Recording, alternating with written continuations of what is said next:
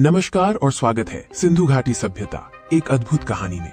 आज हम एक ऐसी प्राचीन सभ्यता की यात्रा पर निकलेंगे जिसने भारतीय उपमहाद्वीप के इतिहास को हमेशा के लिए बदल दिया। सिंधु घाटी सभ्यता, जिसे हड़प्पा सभ्यता भी कहते हैं, दुनिया की सबसे पुरानी और सबसे विकसित सभ्यताओं में से एक है। ये सभ्यता लगभग 4500 साल पहले सिंधु नदी और उसकी सहायक नदियों के किनारे फली फूली थी। कल्पना कीजिए उस समय के उन्नत जीवन की। इसका मुख्य काल 2600 ईसा पूर्व से 1900 ईसा पूर्व के बीच माना जाता है। ये क्षेत्र आज के भारत, पाकिस्तान और अफगानिस्तान के कुछ हिस्सों तक फैला हुआ था। इस महान सभ्यता की खोज 20वीं सदी की शुरुआत में हुई, जब पुरातत्वविदों ने इसके प्रमुख शहरों को उजागर करना शुरू किया। सबसे पहले हड़प्पा और फिर मोहनजोदड़ो जैसे विशाल शहरों की खोज हुई। इन शहरों ने हमें सिंधु घाटी सभ्यता की अद्भुत दुनिया से परिचित कराया। इन शहरों की सबसे खास बात थी इनकी सुनियोजित संरचना। हर शहर दो भागों में बटा होता था, ऊपरी दुर्ग और निचला नगर। सड़कें सीधी और एक दूसरे को समकोण पर काटती थी। घर पकी हुई ईंटों से बने थे, जो उस समय की उन्नत वास्तुकला को दर्शाते हैं। हड़प्पा सभ्यता की जल निकासी प्रणाली, ड्रेनेज सिस्टम, दुनिया में सबसे उन्नत थी। हर घर में शौचालय और स्नान घर होते थे, जो मुख्य नाली से जुड़े होते थे।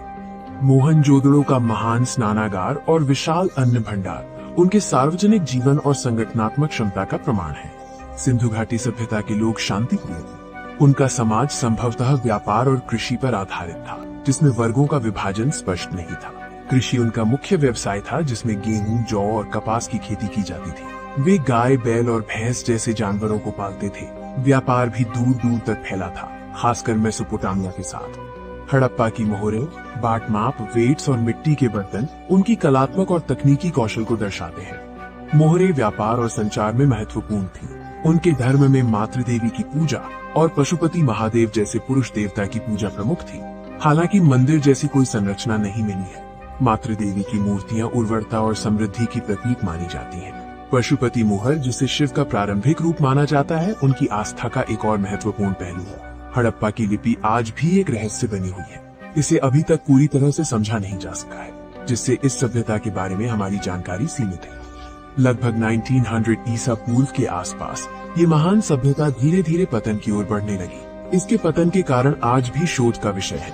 संभावित कारणों में जलवायु परिवर्तन, सिंधु नदी में बाढ़ या बाहरी आक्रमण शामिल है। ये एक जटिल प्रक्रिया थी, न कि कोई अचानक घटना। आज की दुनिया में हड़प्पा सभ्यता का महत्व हमें शहरी नियोजन, साफ सफाई और शांतिपूर्ण सह अस्तित्व के बारे में सिखाता है। ये हमारी विरासत का एक अमूल्य हिस्सा है।